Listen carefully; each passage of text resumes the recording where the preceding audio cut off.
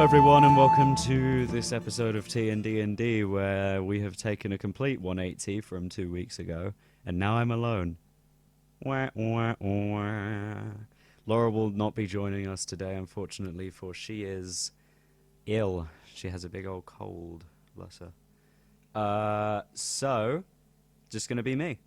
It's maybe that means I'll either stay more on track or less on track. We'll find out as we go along.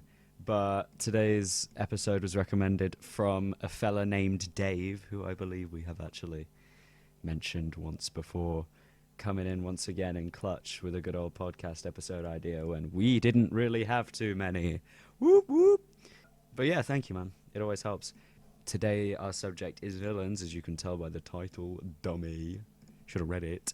And I have a lot of experience with bad guys, really. I've run a lot of them, haven't really gone against many of them in my D&D time, but this is advice that can also extend over to other medias. If you're making like a video game or whatever, then this might be helpful. Or like if you're gonna write a story, then this is just general advice. This advice is gonna be in the form of D&D, but it can apply to other mediums, so don't feel like you're being restricted here to just listening to the D&D talk.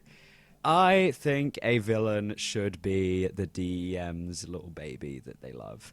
If you're running a villain as a DM and you don't like them, fucking do something about that. Change them. Make them suddenly die. No, definitely not that. But it's sometimes DMs get caught in a trap of, oh, I've made this canon now, so it has to happen. If you make a villain and 5 sessions in you realize, holy shit, this villain sucks balls and I hate them, you can talk to your party. You can say, you know what, I'm not enjoying this, and if I'm not, then you guys probably aren't. Let's veer away from this villain and we'll move on to something else, yeah? So definitely take that as a word of advice. But villains should be your baby. They should be nurtured. They should be cared for. They should be put time and effort into. And they should ultimately be the culmination of an entire story arc or entire campaign. When coming up with an idea for a villain, I generally think about how are they going to oppose the party before anything else. Definitely consider the sort of campaign that you're running or want to run and base your villain around that concept. My game world order that I base most of my campaigns in to try and keep my life a little more simple has a primary focus on the passage of time and how the past affects the future, butterfly effect, yada, yada, yada. My main villain for the campaign that I'm currently running is kind of based off that concept in some way. They are an about 3,000-year-old dragon, and it definitely makes them feel more rooted in the world. And their mission directly opposes the other group's mission, which is, you know, good old saving the world type shit. But it's also due to a few other factors, which I'll talk about in a moment when I elaborate more. But a good villain, I believe, should have opposing goals to the player characters or the character of your story or whatever. And I think they need a plan, kind of. When initially coming up with a villain, you can think about, you know, what they're going to be trying to do, and I definitely also consider how they're going to do it. And this can play into what sort of creature you want to use. If you want to just make them a humanoid spellcaster or something, or maybe like a freaking eldritch being or like a demon devil, whatever, that should definitely, you know, factor in. But yeah, they need some level of a plan. So for instance, this dragon, this 3,000-year-old dragon, the party are now faced with, they got properly introduced to it last session. They have basically, their plan has been revealed by someone who works under them who doesn't really care about them so much, which is world domination and splitting it among the people that help him. And he is doing a lot of things to get that done. He has a specific focus on one of the continents of the world at the moment, Zendri, and is trying to just sweep across it and take what he can without really making it known that it's him to most people who would actually care. the massive dwarven city Stolgran on the hills was stealthily taken over by mind flayers and Dwergar and people from another nation that he'd yoinked and been like, hey, work for me. And they were like, okay, put them all there. He didn't do anything about it. He just sat back and watched them take over the entire city because he didn't want an entire city to know that it was him. Meanwhile, the little 100 population village of Ashdale got blown the fuck up by the dragon, or at least its primary, source of power, its tree, if you will. But yeah, that's kind of like his plan is good old world domination, and he's doing that by singling out places and slowly destroying them until he has the opportunity to sweep through and conquer. When I said earlier that a good villain should have opposing goals to the player characters, they could also have... I think there's not much of a middle ground here. There might be, that's your opinion. But a good villain should either have opposing goals or identical goals. Identical goals can create just as much of a strife because, let's say... I'm going to use Waterdeep Dragon Heist, the campaign, as an example for this. The party is typically going to be going on a quest to get a cache of 500,000 dragons or gold in Waterdeep. And they're, like... Not all parties eventually go there. Mine have not in the slightest. They have gone to the other side of the world and they're off doing weird, like, Yuan-Ti shit. But, yeah. Dragon Heist is a good example of this because they're off there doing their heist. They're like, oh, we're going to get that 500,000 for our faction or for ourselves or for whatever. And there are 4 main villains who are trying to do the exact same thing for different reasons. A good example of this is Jarlaxle, a drow swashbuckler, handsome rogue archetype, typical dude who is on a little quest to get enough money and enter the Mass Lords of Waterdeep to prove that his city is actually a city that should be recognized and not ignored. And Jarlaxle is a drow, and therefore in D&D world, that means he's a bit morally ambiguous in the way that he wants to do it. He is more than happy killing half of the population of Waterdeep stealthily if it means that eventually his city can be recognized. And that's definitely where the party's going to have some conflict in their ideals. A D&D party, most of the time, is probably going to be a bunch of good guys because that's just more fun in the long haul. So even if a villain's doing that, players are more likely than not going to try and oppose that. Not only due to their conflicting goals, but the methods that they use it with. Wow, I really am on track here. I'm very impressed with myself. So, something about a villain that I've often seen people do that is a little disheartening is every single encounter with a villain has to just be, I am a villain and I'm going to kill you. Now you're running away. I definitely think giving your villain a few flaws in their character traits can be interesting. One favorite flaw of mine is that they're quite vain and they like to entertain the concept of people, talking to them and like slowly letting the fear stew. So that's why I generally make my villains somewhat conversationalists. They are willing to talk to a party and then just leave because the party poses no threat to them at the moment.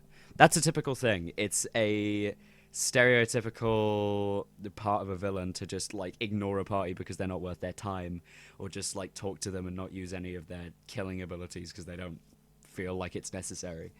And then eventually that's their downfall when they become level 20 and start stabbing the shit out of them. But it works like a goddamn charm when you do that because the party feels so much more satisfaction that they got to take down an egotistical prick who wanted to rub it in their face that they're stronger than them. So yeah, they don't always have to meet them and just start killing. Although if that is your villain idea, I'm more than happy to say, you go do that. I highly encourage that just as much as anything else. Because a dumb brute can always be fun. If you want a more cartoonish approach to your game, a dumb brute villain is perfect. Bowser is a classic villain that everyone loves to hate and hates to love. He's had so much growth over the course of the 35 years of Mario existing. And everyone loves the character. Bowser is generally a very loved character, and he is straight up a dumb brute. He gets all of his little minions to do everything for him, sits on a big old throne, and grabs Princess Peach and runs. It's a very big classic because it's objective evil against objective good, which James will shoot me when I say this, but I think that's more fun than a morally grey story in D&D, because D&D, in the first few pages of the player's handbook, describes heroes defeating villains. And I just think that's the vibe that D&D goes for. And basically, having a big old dumb guy who has no motives other than evil can be fun. Just a straight up, I'm gonna dominate the world and there's nothing you can do about it. And then they punch the shit out of the party and run because it's fun. They maybe are like a sadistic freak who just loves killing shit, and they're are just around. Like, they're massive, strong, and have the ability to do that with no one really stopping them. So they're just doing it. They're walking around Waterdeep, punching innocents because it's fun. There's a certain element of niceness to that. If your party has been going on for 100 sessions or something, and then this guy gets introduced, it might dumb down some of the built-up tension of the entire campaign a little bit. I definitely recommend running a good old dumb brute character for a more shorter campaign or adventure, because generally it's more satisfying to take that down and then have an actually smart threat to deal with later, because smart is scary as fuck. A tactical villain, one with a big brain and one who knows exactly what they're doing when they're doing it and how to execute it, is much more scary than a dumb brute at most times, except like in combat situations when the dumb brute just starts killing you and you're like, well, he didn't care, he had no remorse. Definitely find your niche. Mine is smart. I generally go for more smarter villains because it allows me to play around with more concepts. I get to use more of their abilities. I get to play around with their complex ideas that they're gonna obviously think of when they have 20 intelligence or something, and I can use all of the minions at their disposal to actually do smart shit and genuinely make it so that when the players finally overcome the threat, they feel like they have outsmarted the smartest thing, which I really like. So yeah, definitely find that balance for your party that you think will be good. A technique for playing a villain that I like is foreshadowing, which definitely creates more fear in a party. I have foreshadowed the shit out of this dragon that I told you about. He, as the party were like talking to one of his minions about it, she was like, yeah, he's, you know, kind of a douche. He's taken my stuff, but like, I can't exactly say no. Have you, you know, I'm a Medusa, but still. Yes, the party had a freaking conversation with a Medusa that was kind of on the more non-hostile side. But yeah, that was kind of foreshadowed. That was the initial foreshadowing. They had then gone into a lair where some of his minions were hiding out. It was foreshadowed more by them not only seeing black-scaled lizard folk and seeing the impact of his minions, and that he had straight up taken the lord of the dwarven city, Stalgran, and left. There was also a ledger showing all the people that he was with and making deals with, and it was long. So the party was like, right, this is a massive threat that we might not be able to deal with right now, but we can try. And I think that definitely lays the seeds of a good villain to eventually conquer in the end, because they're going to be leveling up. They're going to be gaining magic items and features and spells that eventually will allow them to take down an ancient black dragon. And yeah, they had even witnessed some of his chaos firsthand, personally, when they went back to Ashdale after having a few sessions of adventure outside of it, and he had sprayed acid all on the tree and it just got dissolved, and that tree was like meant a lot to one of the player characters and the entirety of Ashdale, so it felt like, damn, what a gut punch. So yeah, foreshadowing, it's great because now the party knows what they're up against, not fully, but they know big dragon, old dragon, acid dragon, scary dragon, and they know that it's more than just him. Sometimes a literally unstoppable force is good for the party to build up to and eventually kill. I generally like to put my bad guys in near the start of the campaign. The way that some other DMs do it is it's not really clear what sort of villain they're going to be up against until way, way, way off in the future. I try and make it a bit more clear so that the party feel like it's more personal once they've finally done it. This is up to other people. Generally, if someone is trying to like tell 7 different stories at once, colliding with each other due to party backstories, I try and sew all of my party's backstories into a villain as much as possible so it feels personal, and that I don't also feel like I need to create other story arcs with other villains. I like to keep it somewhat streamlined in terms of where the party is going, and what they're going to be facing on their way, because it just feels like you have more direction in that way. For an example, this black dragon is tied to the party in a numerous different amount of ways. For starters, this black dragon is the reason that one of the player characters had lost most of their home, and that feels like a massive gut punch. For another one, it destroyed their precious tree, and now he can't be a druid until that tree is back, or at least he finds connection with another element of nature. I also made it so that he is in allegiance with one of the characters', stereotypical evil brothers, who is off somewhere else doing political shit. So, and I've done a few more seeds of, worry from that, but that gives you a decent example of the scope of this. And the main way that I managed to do that was by having this dragon not just rely on himself. He has other people that he has conscribed with similar ideals to him, and therefore they have banded together to do the evil shit. And I think that works much more better than just an independent guy with a couple other people like going along with him. So, on that note, main bad guys probably need more than just themselves. It would be great for them to have minions, dungeons, generals, and plan a few large events like a city takeover or a political intrusion. It really helps set the scene a bit more when this villain has people that believe in them. So, for instance, this dragon has not only paid some people in a far-off place to work for him as mercenaries, but there are also his lizard folk, kobold, and other various creatures, cultist minions that he has around, as well as a few dungeons that he has built to keep loot and the generals. The generals I've made quite a few of. I have a lot on the way, and I don't want to talk about them too much in specifics now.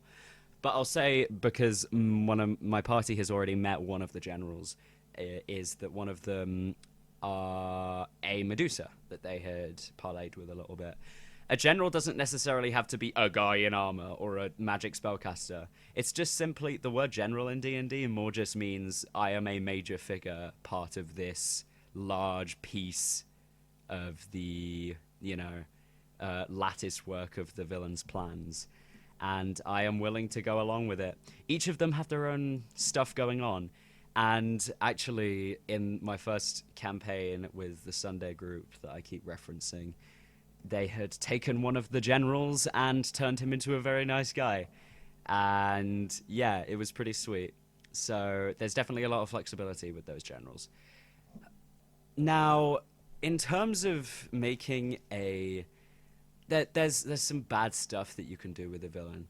To start off with, it's the I will wipe the floor with the entire party, like maniacally laugh and run off after they're all unconscious. That's kind of lame in my opinion, and if you want like a full-on entire party wipe, the party as players are going to feel shit about that. They're going to feel like it's one of those scripted game events where you can't win. I don't like those, and probably neither do most of the group, because it's kind of lame to just not really have a way to push back against a force that's trying to kill you in any way. And it's really just a gut punch. And sure, it can be a little more satisfying in the end, but that's just mean to your players to just knock them all out deliberately.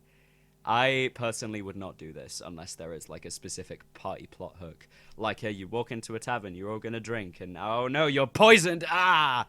That sort of stuff. That's fine in my opinion, because they, don't really have anyone to assign to the deed, in comparison to a villain laughing in their face, like, ha ha, I have slain you, you fools.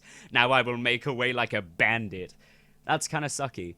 If they get poisoned in a bar, they get to then figure out who did it. Was it the bartender? Probably not. It never is. Or was it someone else? Was it someone who snuck some poison into the bartender's drink and then left? Definitely creates more of a plot hook than just, we all got stabbed by the badass villain with a katana. Oh, how lame. I've had that happen before. That was not funny. No one liked that. I don't really, I'm not massively annoyed about that. There are a couple other things that I don't like about the way that some people have run villains. Generally, I feel like some villains should just not come back. There is a line of text in the Curse of Strahd module that basically says, if Strahd dies, he's coming back. That is kind of sucky in my opinion, and sure, it means that in the story of D&D you have this plot line of Strahd forever living, more adventurers coming in and out, and the world getting locked back into its old place. Imagine telling your players that afterwards. Alright guys, we've finished the game, you've managed to get rid of Strahd for about a year, alright, Barovia's back now, so... oh well, I guess all of your efforts didn't matter. I suppose it would be kind of cool if, like, Barovia came back and then you did, like, a level 10 to 15, like, second campaign of Curse of Strahd again, where he's back and now he's more powerful and angry. That could be cool, but if you don't really plan on continuing it from there, that's really lame. That makes the party feel like they're worthless. And granted, I didn't plan on running it like that, but, like, the cleric in our party was like, no, I came here to... dispel all the evil from this place. I'm going to make this place Strahd's prison. So they basically renovated Castle Ravenloft to be like a Strahd prison that he can just never leave. And he just keeps getting killed. It's like a vicious cycle, which I like a little more in all honesty. It fits with the character and it genuinely feels like they've achieved something more than just kill big bad evil guy. I also want to quickly talk about player villains and a player being a villain. Generally, it's something that I try not to do. I do allow evil characters in my game if they are done right, and I can't put too much of a bead on some alignments in the group, but I genuinely feel like one or two of the people in our Sunday game would be maybe on the evil side due to, their vices, etc., etc., and that's fine. It hasn't got in the way of the party. I would probably label, like, in terms of me, I would label our Vengeance Paladin as, like, teetering on the edge of lawful neutral to lawful evil because of his sheer, like, I'm gonna kill these people no matter what. And, like, anyone who gets in my way is gonna die. That's kind of like a lawful neutral, lawful evil vibe that's being thrown around. Granted, it hasn't inconvenienced the party, but there have been several times where if the party did not talk him out of it, he was just going to go slaughter a bunch of people in a church. So, that's definitely on the more evil side. He's learning, bless him. But it hasn't really disrupted in any way, and I think it's kind of made his motives more concrete in a way, so I didn't have a problem with that. That's more of just playing an evil character, though. Player villains are an entirely different thing. I've seen people try and do a player villain where it's like, at the last minute, haha, a player character was the villain all along. Whoa! I personally don't really like that. It kind of really just... I would not recommend it. Me as a person, that's just like a personal thing. You can do it. I'm not telling you how to run your game. I'm just telling you some tips that have helped me. But a player villain genuinely does not sound that appealing to me or to the player. After a while, they're going to genuinely feel a connection with this party and not want to do the evil thing that they are going to do or that they have planned with you to do, etc., etc. I made an evil character once called Xander, who I had even planned specifically to become a villain later on. But I felt like me as a player, also knowing that I like the people that I'm in the game with, I would progressively go back to a more, neutral stance and not necessarily try and do the evil things that I was going to do. That's an interesting thing that you can explore with your character and your party to eventually change them into a good person. Because... in the games that I generally play, I try and, purvey this, we are heroes saving the world. Because that's fun. It's fun, and it's just a good old time to be able to save the world, and playing a character who is destined to... if you're playing a villain character, they're destined to die unless you win, and then you kill the entire party. And, like, what the fuck? That's lame as hell. So there's definitely, if you want to try that, there's a massive balance that needs to be made. And I honestly wouldn't recommend executing a grand villain plan at the end. Unless... I saw a Reddit post that was like a guy who was coming into a game for like 10 sessions. And on the last session, he was going to reveal that he bad guy, and he was going to try and kill the party. And he was like a higher level than everyone else and was like using lower level shit. But yeah, I kind of liked that idea a little more because they were only around for a few sessions, and it did not heavily impact the story in a major way, and it didn't end up with the party dying, and everything was good.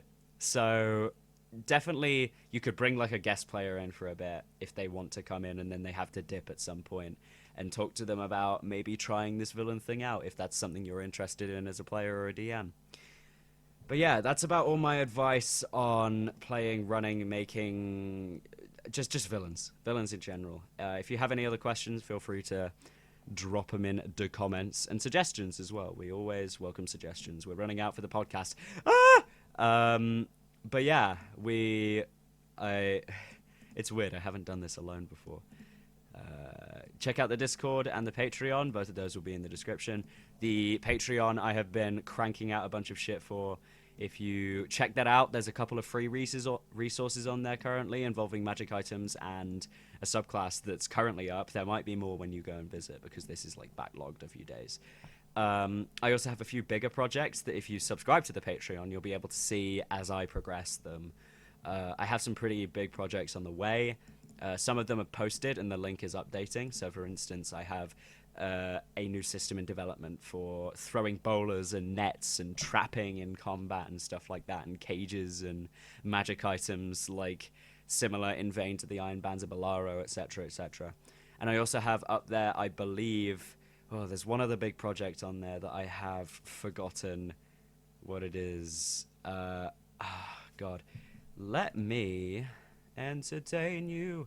No, I'm gonna go check what that is so that I can tell you, because I want you all to know what I'm up to. And subscribing to the Patreon really helps us out in a lot of different ways.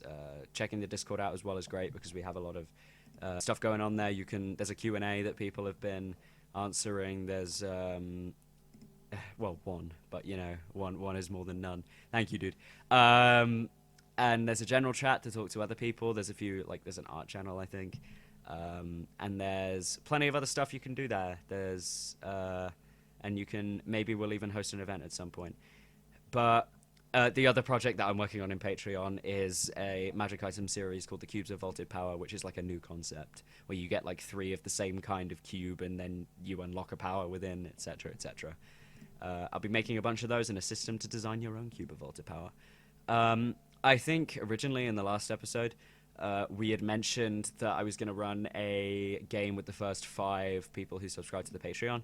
I'm not really sure about that, so that I wanted to get a bit more of an opinion of everyone else. So if you have an idea for what sort of reward you're thinking of doing or want to see done, definitely let me know in the comments. I have currently a massive project in the works that is a full-on campaign guide to my homebrew setting order that might be a reward for a higher number of patrons. So yeah, any ideas that you have for any sort of reward that you're thinking of? Maybe you just want to play in a game with me, who knows? I'm very flattered if you say that. But yeah, thank you guys for listening. This has been T&D. I'm very lonely.